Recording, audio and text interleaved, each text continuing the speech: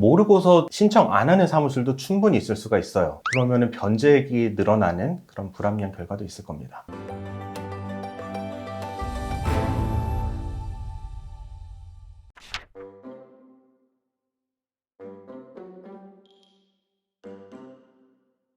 개인회생 신청할 때 네, 최저생계비를 적게 받을수록 좋은 거잖아요. 그렇죠. 내가 그 와중에 어쨌든 넉넉하게, 여유 있게 네, 여유 있게 살 수 네, 있으니까. 맞아요. 그러면 이거를 좀 최대한 많이 받을 수 있는 방법이 있나요? 방법이 있어요. 근데 영상 전에 말씀드릴 거는 이거를 의뢰인이 알 필요는 없어요. 추가 생계비는 변호사 사무실에서 당연하게 반영을 하는 거고요. 이게 최대한 유리하게 반영을 할 수도 있고 청산가치 보장의 원리 때문에 일부는 요청하지 않을 수도 있어요. 다 요청을 하면 청산가치 보장이 안 돼서 오히려 변제 기간이 길어질 수도 있거든요. 그러니까 이 내용이 조금은 복잡하더라도 그냥 참고로만 알아두시고 개인회생 맡기시는 사무실을 믿으신다면 온전히 맡기면 될 것 같아요. 사무실을 믿는다는 게 그럼 사무실이 좀 이상하게 해줄 수도 있는 건가요?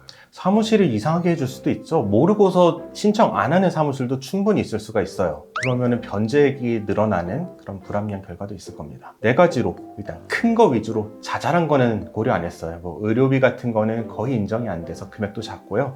첫 번째로 제일 많이 주장하는 것이 주거비예요. 주거비라고 하면 우리가 월세만 생각을 하는데 월세가 아니라 주택이 있는 분은 주택담보대출 원리금 상환액도 고려할 수가 있어요. 내가 주택을 계속 가지고 가려면은 원리금을 얼마씩 내야 된다면은 그 금액도 추가 생계비로 주장을 할 수 있는데 당연히 그 한도가 있어요. 제일 간단한 1인 가구의 경우에만 말씀을 드리면은 1인 가구이고 서울인 경우에는 추가 주거비의 인정 한도가 39만 8천 원 정도예요. 약 40만 원인데 그러면은 내가 월세가 40만 원이면 40만 원 다 주장할 수 있는 거냐? 그런 얘기는 아니고요. 기본적으로 최저 생계비에 주거비가 22만 2천 원이 포함되어 있는 것으로 봐요. 2023년 기준으로 123만 원 중에 약 22만 원은 주거비다. 그러면은 여기에다가 추가 주거비를 39만 8천 원까지 더하게 되면은 총 월세가 또는 원리금 상환액이 62만 원을 넘는 경우에는 추가 주거비로 39만 8천 원까지 인정받을 수 있다. 이렇게 보시면 됩니다. 궁금한 게 있는데 네.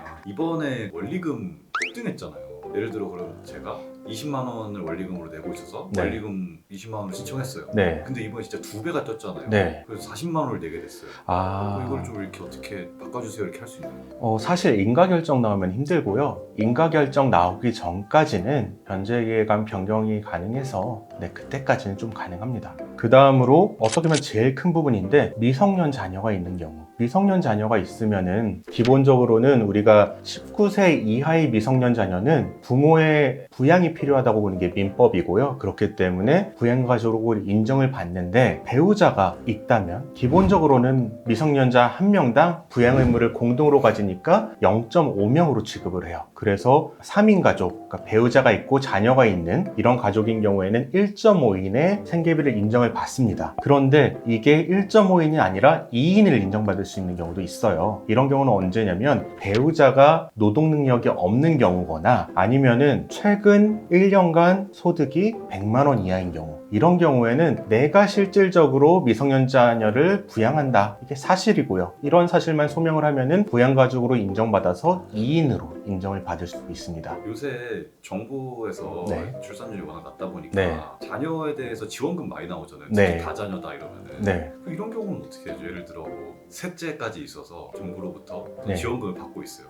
지원금이 언제까지 나오느냐가 좀 중요할 것 같아요. 이게 지속적으로 평생을 나오는 거라면은 이 부분이 당연히 소득으로 산정이 돼야 될 텐데 그 나이에 따라서 일정 연령까지만 나오는 것이라면 아마도 산정되지 않을 것이다. 이렇게 생각을 하면 될 것 같습니다. 산정되지 않는다는 게 나라로부터 수익을 얻고 있다라고 생각을 하는 건가요? 산정되지 않는다는 게 그 소득은 별도로 처리할 것 같다는 거예요. 일시적인 거라면. 왜냐면 개인회생은 지속적인 소득만 처리하니까요. 그 다음 세 번째로는 배우자도 부양가족으로 인정받을 수 있는 경우가 있어요. 방금 말씀드린 것과 이제 좀 이어지는 얘기인데 배우자가 일을 못하는 사정 이런 경우는 많은 경우에는 부양해야 되는 미성년 자녀가 있다거나 아니면은 장애인이 있는 경우 가족 구성원 중에. 그리고 실제로 최근 1년간 소득이 100만 원 이하인 경우, 이런 경우에는 배우자도 부양가족으로 인정받을 수가 있어요. 아까 말한 3인 가족의 경우를 예를 들면은 이런 경우에는 3인 가족 모두 부양가족으로 인정받아서 최저생계비를 최대한 높게 인정받을 수도 있는 거죠. 마지막으로 부모를 부양가족으로 인정받을 수 있는 경우도 있어요. 모든 부모가 되는 건 아니고요. 60세 이상의 부모여야 되고 실제로 소득이 없어야 됩니다. 그리고 동거하고 있어야 되고요. 나와 다른 형제자매가 없어야 돼요. 이 조건을 모두 충족한다면 부양가족으로 인정받을 수 있는데 이 중 하나라도 다르다면, 예를 들어 형제자매가 있다거나 아니면은 부모님과 별거하고 있다거나 아니면 60세 미만이시다거나 아니면 소득활동이 있으시다거나 이런 사정이 있다면은 각각의 경우에 대해서 구체적으로 이러이러한 사정이 있기 때문에 실제로는 내가 부양합니다 라는 점을 소명을 해야 됩니다. 이 부분은 앞서 말한 것 중에 제일 소명이 어려워요. 부모님을 부양가족으로 인정받는 것이. 얘기 들어보니까 네. 인간극장 같은 거 보면 네. 내가 노모를 모시고 사는데 네. 형제들은 한 10년 동안 연락이 안 된다. 네, 저희도 최대한 말을 해보는데 인정이 되는 경우도 있고 안 되는 경우도 있어요. 아, 되는 경우가 있긴 네, 하다. 되는 경우가 있긴 있습니다. 실제로 그렇게 장기간 했다면 되는 경우도 있습니다. 굉장히 율통성인데요. 네,